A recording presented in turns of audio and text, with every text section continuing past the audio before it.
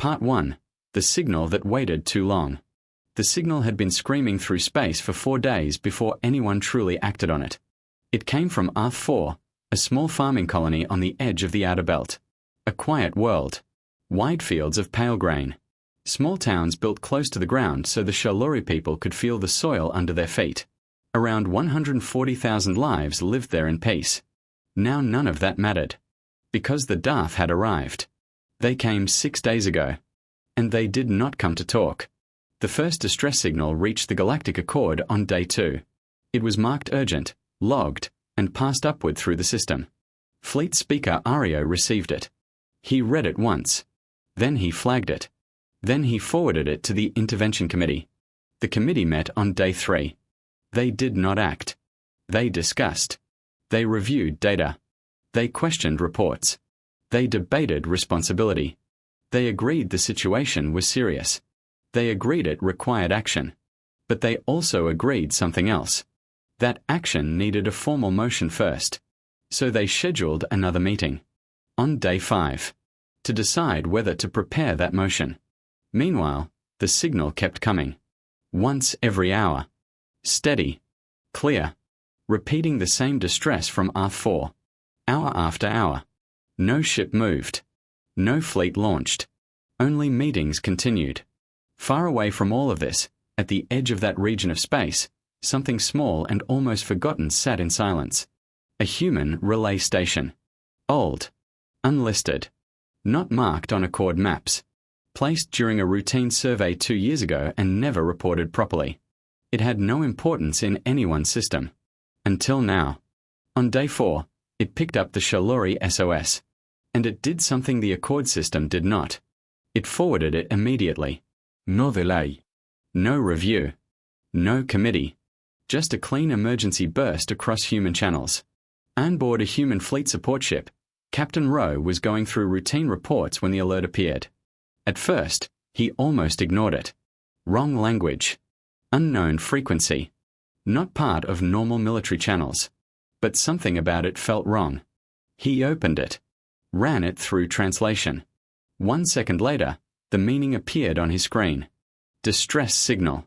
Colony under attack. Coordinates attached. Repeat signal every hour. He read it once. Then again. He did not speak. He stood up, took the printed output, and walked off the bridge. 2 decks down. To Admiral Ray's quarters. She was awake. She always was. Sitting at her desk under a dim lamp. A navigation report lay open in front of her, already read multiple times. Her face did not change when Rowe entered. She just held out her hand. He gave her the paper. She read it in silence. Every line. Every coordinate. Every detail about the relay station. And the estimated population. 140,000. She placed the paper down slowly. Status from the Accord, she asked. Rowe answered carefully. Committee review. They're voting on whether to draft a motion. In about 18 hours. Silence filled the room. Ray looked at the coordinates again. Then at the timestamp. Then she did the math. 4 days. 140,000 people. And 18 more hours of discussion. She stood up. Get me fleet-wide comms. Rowe hesitated. He was careful by nature. Admiral, we have no treaty obligation. Earth 4 is not under human protection. Moving now would be. I know exactly what it would be, she cut in. She was already putting on her jacket. Rowe still did not move. Then why? He asked. Ray paused. Her eyes dropped to the page again. At one repeated word in the translated signal. A simple word. Please. She looked up. Because they asked. That was all she said. She walked out. And the room changed immediately. Within 4 minutes, Anchorage Bravo was no longer quiet. Fleet-wide alarms activated. Engines that had been cold for days began to wake. Fuel systems primed. Weapons powered up. Orders moved faster than questions. Ray's voice came over the fleet channel. Clear. Controlled. Final. Spin up drives. Load ground teams. Set course for Earth 4. No one argued. No one questioned. That was not how this fleet worked. Questions came later. If you survived. Ships began detaching from dock. 14 vessels moved at once. Dock clamps released. Engines flared. Light filled the station bays. Crew members ran through corridors pulling on gear mid-step. Sleeping shifts were cut short. Training teams became combat teams in minutes. Sergeant Una was in the gym when the alert came. She dropped from the pull-up bar before she even landed her last rep. No hesitation. No confusión. She was already moving. Armory in 4 minutes. Fully equipped in 6. At the monitoring station, analysts stared at screens that suddenly changed priority. One of them, Preth, froze mid-meal. He stared at the alert. Then opened a secure channel. Counselor Dreth, the humans are moving. A pause. Drether's voice came back from the dark. What do you mean moving? They've launched. Full fleet deployment. They're already leaving Anchorage. Silence. Then Dreth spoke again, slower now. How long since they received the signal? Preth checked the timestamp. 22 minutes. That number did not make sense. Dreth said nothing for a long moment. The Accord had received the same signal 4 days ago, and was still debating procedure. He ended the call. Got dressed in silence. Because now he needed to watch. And far out in space, the human fleet left the station behind. They did not take the safe route. They did not take the slow route. They moved toward the debris corridor. A path marked in red on every Accord map. A path pilots were ordered never to enter. As the fleet approached it, the observation vessel tracking them sent a final warning. They're entering the corridor. Fleet speaker Ario watched the screen. No one spoke, because what they were about to see made no sense. The corridor was full of broken rock, dead ships, old collision wreckage. Anything that hit it at speed would be destroyed. But the human fleet did not slow down. They did not turn. They entered it anyway, and disappeared into the debris field.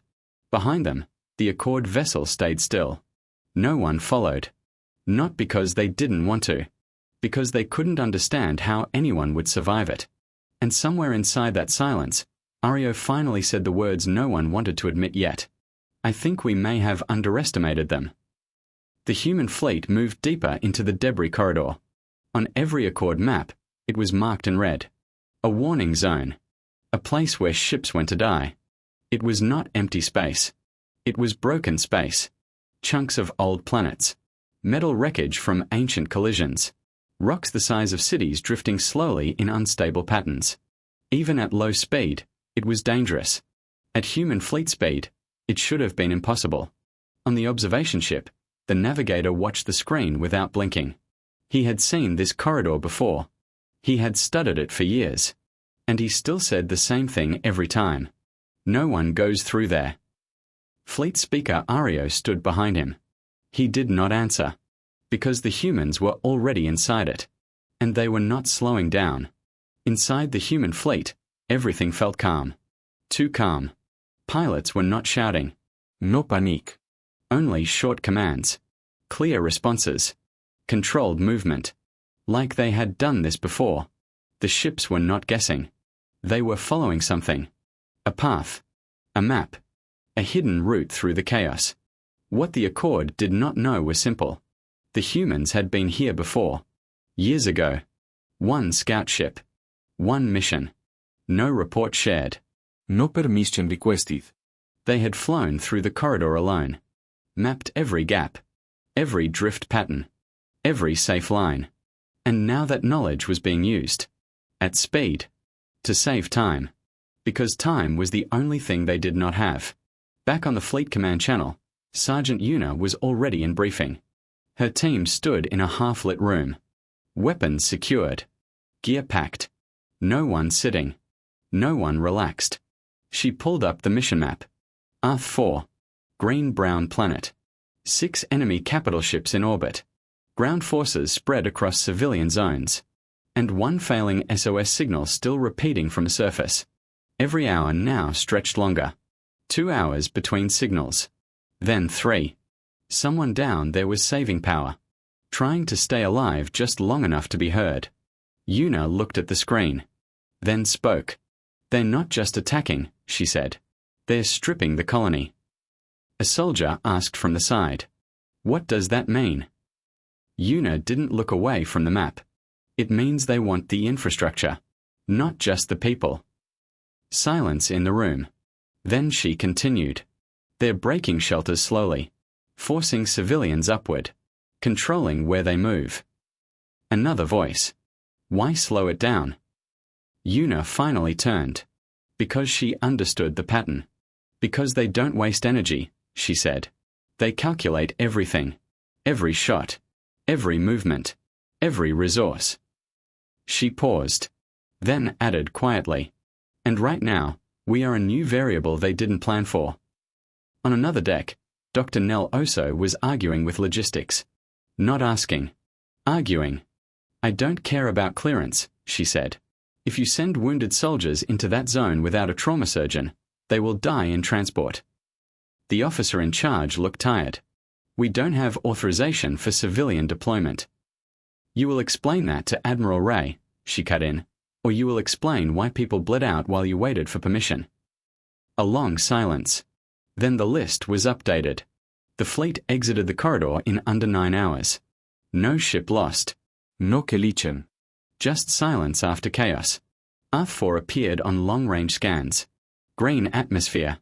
Quiet orbit. Almost peaceful. If you didn't look closely. Then the enemy became visible. 6 Darth capital ships in orbit. Heavy. Slow-moving. Confident. They were not ready. Not for this. Not for how fast the humans had arrived. On the surface feed, the SOS signal was weaker now. Long gaps between transmissions. Someone was rationing energy. Hoping. Waiting. Una stared at the screen. Faris checked his weapon systems. No one spoke for a moment. Then Una said, "Remember this. They expect rules. We don't give them rules." A pause. Then the fleet dropped out of transit. The first human strike came without warning. No message. No demand. No negotiation. Just fire. 2 capital ships reacted too late. Railgun rounds hit one engine section directly. It went dark instantly. No explosión. Just silence. A dead ship drifting in orbit. The Darth formation froze for 4 seconds. 4 seconds is nothing in normal time. In battle, it is everything. Then the human fleet split. Not in formation. Not in pattern. They broke apart. 4 ships left. 4 right. 6 stayed center. The Darth command systems hesitated. This was wrong. Fleet doctrine said stay together. Protect firepower. Maintain formation. But the humans ignored doctrine completely. They attacked from all directions at once. Chaos entered the Darth formation for the first time. 1 ship lost weapons. Another lost navigation control. A third broke orbit pattern and retreated. On the observation ship, Ario watched the screen without speaking. His tactical officer finally said, "In 14 years, I've never seen them break formation." Ario didn't respond. Because something else was forming in his mind. A realization. This was not a normal fleet. On the surface of ARF-4, VIN felt the change before he understood it. The bombardment rhythm shifted. Faster. Less controlled. More urgent. He looked up at the ceiling of the shelter. Dust fell slightly. The pattern was breaking. "They're changing strategy," he whispered. Someone behind him asked, "Good or bad?" VIN didn't answer immediately. Because he didn't know. But somewhere far above, in orbit, the answer was already forming. The humans had arrived. And now the battlefield had changed completely. ARF-4 did not look like a battlefield from orbit. At first, it still looked like a farming world. Green-brown surface. Cloud layers drifting slowly. Calm from a distance. But the longer you watched, the more wrong it felt. Because the silence was not natural. And the gaps in the SOS signals were getting longer. Someone down there was running out of power. Or running out of time. Inside the human fleet, Una studied the surface map without blinking. 3 Darth ground zones. All focused around civilian shelters. Not random. Not scattered. Controlled pressure points. She spoke quietly. They're not just bombing. They're steering them. A junior officer frowned. Steering them where? Una didn't answer immediately, because she already saw it. They're pushing civilians toward open ground. A pause. Then she added, so they can finish them faster, or extract resources without collapsing the infrastructure. No one liked either option, but no one disagreed. In orbit, the human fleet kept pressure on the Darth capital ships. Fast strikes. Short bursts. No wasted movement. One human destroyer took a direct hit. Half its systems failed instantly. It should have fallen back. It didn't. It rotated, used its damaged side as a shield, and kept firing. Una watched it on the tactical feed. No emotion on her face, but her voice dropped slightly. Hold that line. No one asked why. They already knew. If the line broke, civilians below would be erased. On Arth-4, underground shelters were starting to fail. Power cells were low. Air filters strained. People were quiet now. Not because they were calm. Because talking used oxygen. VIN moved between groups, checking numbers, trying not to show fear. He had been doing it for days. But now something felt different. The ground vibrations above were no longer steady. They were uneven. Random. Wrong. He placed his hand on the wall. And felt it. Change. They're fighting up there, someone whispered. VIN nodded once. Yes. In orbit, the Darth command structure adapted. Slowly. Carefully. They did not panic. They calculated. The human fleet was not behaving like any known enemy. It split. It reformed. It attacked from angles that broke prediction models. Every time Darth ships adjusted, the humans were already somewhere else. Inside the human fleet, Farah sat quietly in weapons control. Calm. Almost relaxed. He ran his fingers through a thin wire again. Like always. A habit. A rhythm. He muttered under his breath. Left flank clear. 3 seconds. Now. And the strike happened exactly when he said it. Not because he was guessing. Because he was reading the pattern faster than the enemy could rebuild it. A Darth capital ship finally broke formation. Just slightly. A repositioning move. A correction. A mistake. The humans noticed instantly. 4 ships turned at once. They hit the gap. Hard. Clean. The ship lost its forward weapons array. Then its shield grid collapsed. Then it drifted. Silent. Dead. Fleet speaker Ario stared at the screen. No celebration. No reaction. Just silence. Then quietly. They are adapting faster than we are. No one argued. On the surface, something changed again. The bombardment pattern tightened.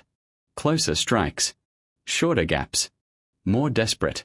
VIN felt it in his bones. They're accelerating, he said. A shelter engineer asked. Because of us. VIN looked at the ceiling. He didn't want to say yes. But he did. Yes. Inside the human fleet, Admiral Ray finally spoke after a long silence. Ground teams ready. Una answered immediately. Ready. Ray didn't hesitate. Drop. No ceremony. No countdown. Just execution. The drop pods launched. Dozens of them. Burning through atmosphere like falling stars. Inside one pod, Una checked her gear once. Faris was next to her. Silent. Focused. No fear. Just readiness. The pod shook violently, entering atmosphere. Outside, Arth-4 grew larger. Green land turning into broken geometry. Smoke scars visible even from orbit. Una watched the countdown. Not emotional. Not distracted. Just present. Then impact came. Hard. Fast. The pod slammed into the surface and split open. Dust everywhere. Silence for half a second. Then movement. Una was out first. Weapon up. Scanning. They were in a shattered industrial zone. 2 kilometers from Shelter 9. And between them and the shelter. Darth ground units. 3 of them. Already turning. Already detecting. Una didn't wait. Move, she said. And the team moved. Because now the war had left orbit. And it was inside the planet. The moment the drop pod landed, the world became noise. Dust. Firelight. Distant impacts. Then silence again. Una was already moving. Weapon up. Eyes scanning. No hesitation. Because hesitation was death in a place like this. The landing zone was a ruined industrial district. Collapsed buildings. Broken grain silos. Metal twisted into shapes that no longer meant anything. And somewhere ahead. Shelter 9. Still alive. Still sending a weak SOS every few hours. But barely. Faris checked his readout once. Then spoke quietly. 3 Darth units. Moving toward shelter perimeter. Una nodded. They're closing it. A pause. Then she corrected herself. No. They're finishing it. The Darth ground units moved like they had a plan. Not fast. Not chaotic. Controlled. Predictable. They weren't rushing. They were squeezing. Step by step. Pushing survivors toward collapse. VAN felt it before he saw it. The shelter walls vibrated again. But this time, it was different. Closer. He looked at the power unit. 9% remaining. Barely alive. Still sending. Still hoping. He whispered. They're here. Above ground, Una studied the old colony map on her wrist display. Most modern systems had erased it. Too old. Too outdated. But the humans had recovered original drainage schematics. And that changed everything. She pointed to a section. There. Faris leaned in. That's under the main strike zone. Una nodded. Exactly. A pause. Then she said, they won't expect us underground.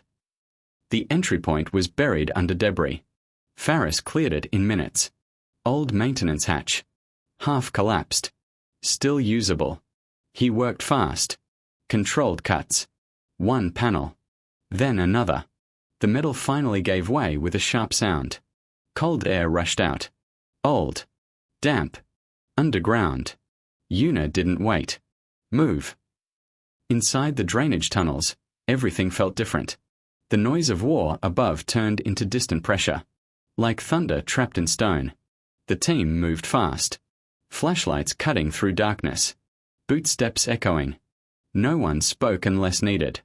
Because sound traveled too far underground. Faris checked corners constantly. Una stayed front. Always front. Always leading. Behind them. The Darth units were still moving above. Hunting. Redirecting. Adjusting. But they were already wrong. The tunnel system widened. Old colony infrastructure. Forgotten maps. Natural choke points. VAN would have called it luck. Una called it planning. Even if it wasn't theirs. Sometimes survival is just using what already exists.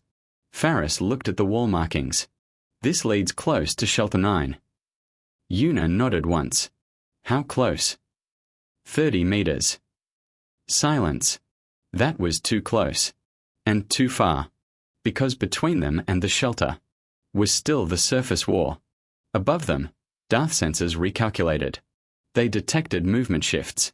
Underground activity. They reacted instantly. 2 ground units broke off.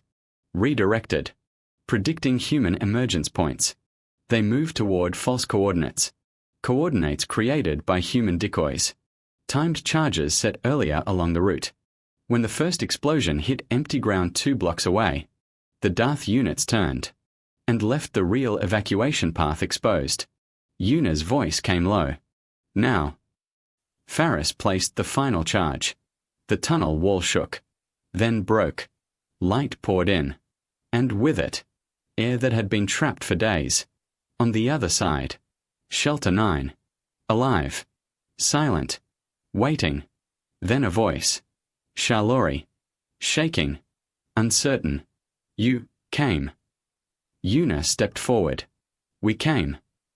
That was all she said. Because there was no time for more. Behind her, Dr. Oso was already moving. Gloves on. Eyes sharp. No pause. No shock. Only action. She looked at the shelter interior. Hundreds of people. Weak. Hungry. Holding on. And she started working immediately. Because survival was no longer a promise. It was a race. Inside the shelter, VIN finally understood what had changed. It wasn't just that help arrived. It was how fast it arrived. How direct. How impossible it felt. He watched the humans move. No fear. No delay. Only purpose. And for the first time in days, he believed they might actually get out. Above ground, the Darth units corrected again. But too late. The humans were already inside. Already extracting. Already saving. And now, the battlefield had shifted completely. From control to collapse. And the Darth had finally encountered something they did not predict. Not strength. Not numbers. But speed. Human speed. And it was breaking their system apart. Inside Shelter 9, time stopped meaning much. Not because it ended, but because everything became survival. Dr. Oso didn't pause once. She moved from patient to patient like stopping wasn't part of her language. Cuts. Burns. Broken bones. Shock cases. She treated them all the same way. Fast. Calm. No hesitation. At some point, someone tried to thank her. She didn't respond. She was already on the next person. Outside, the evacuation had started. But it was not safe. It was never going to be safe. Faris checked the route again. Old drainage tunnels. Surface crossing. Then final run to landing zone. He didn't like it. But he nodded anyway. It works, he said. Una looked at him. It's not supposed to feel good, she replied. Then she turned to VIN. This is the only way out. VIN studied the map. Every option had danger. Every path had loss. But this one at least gave them a chance. He nodded slowly. Then we move. The evacuation began in waves. 40 people at a time. Slow. Controlled. No chaos allowed. Because chaos kills crowds. Children were carried. Wounded supported. The strongest took the outside edges. Humans on one side. Shalori on the other. Moving as one group. Not two. Just one. Above them, the Darth finally adapted. Too late. Their ground units moved toward predicted exit points. But those predictions were already outdated. Faris had placed timed charges earlier. Small explosions erupted in empty zones, drawing enemy forces away. Just enough. Every second mattered. And they were buying them. The surface crossing was the worst part. Open ground. No cover. Just ruins and broken structures. Una stepped first. Weapon raised. Eyes forward. Move, she said. And they moved. Halfway across. The first shot came. A beam of light tore into the wall beside them. Dust exploded outward. Then another. The Darth had found them. Everything accelerated. Faris stayed at the rear. As always. Placing the last charges. Covering retreat. Counting in his head. Always counting. 3 seconds. 2, now. Explosion. Enemy push stopped for a moment. Just enough. Una took a hit. Upper arm. Burned through fabric. Skin marked. She didn't stop. Didn't even look at it for long. Just adjusted grip. And kept moving forward. Because there was no time to be injured. Only time to finish. VIN saw it happen. Someone fell behind. Faris went back. Pulled him up. Got him moving again. Then. A shot. Wrong angle. Too fast. Faris froze for half a second. Then collapsed. Not immediately. Not dramatically. Just. Stopped moving. Vinsterd. But there was no time to react. Because Una's voice came instantly. Keep moving. That was it. No pause. No break. Because if they stopped, everyone died. The landing zone was 70 meters away. Then 50. Then 30. Darth fire intensified. The sky itself felt like it was breaking apart. But the humans didn't slow. Didn't scatter. didn't panic. They pushed forward as one line. And the line did not break. Inside the fleet above, Admiral Ray watched the surface feed. Damage reports stacked. Casualties updated. Ships burning. But the landing window was opening. Just barely. Extract now, she ordered. No hesitation. The dropship doors opened. On the ground, Una reached the perimeter first. She turned back. Now. The last group crossed. Doors of the evacuation ship opened like a promise. People ran. Carried. Dragged. Lifted. Until the last of them were inside. Then silence. For half a second. Just half. Before the ship lifted. And the surface fell away. Inside the ship, Vin sat on the floor. Breathing hard. Alive. He looked across the bay. Una was sitting against the wall. Arm wrapped. Eyes open. Not celebrating. Not smiling. Just still. Vin walked over. Sat beside her. You didn't stop, he said quietly. She didn't look at him. The job wasn't done. He nodded. He understood. But not fully. Then he said something carefully. In my world, we have a word for continuing when you're afraid. Una glanced at him. But not when you're losing people. He paused. No, he admitted. We don't have that one. Una looked forward again. We do, she said quietly. We just don't say it. Above them, Arth4 shrank. Quiet again. Broken. But not lost. Not completely. Because 139,200 people were still alive. Because a fleet had moved in minutes instead of days. Because someone had decided that waiting was not an option. And far away, the galaxy began to notice something new. Humans didn't respond to signals slowly. They didn't wait for permission. They didn't ask if it was allowed. They just came. And that was beginning to change everything.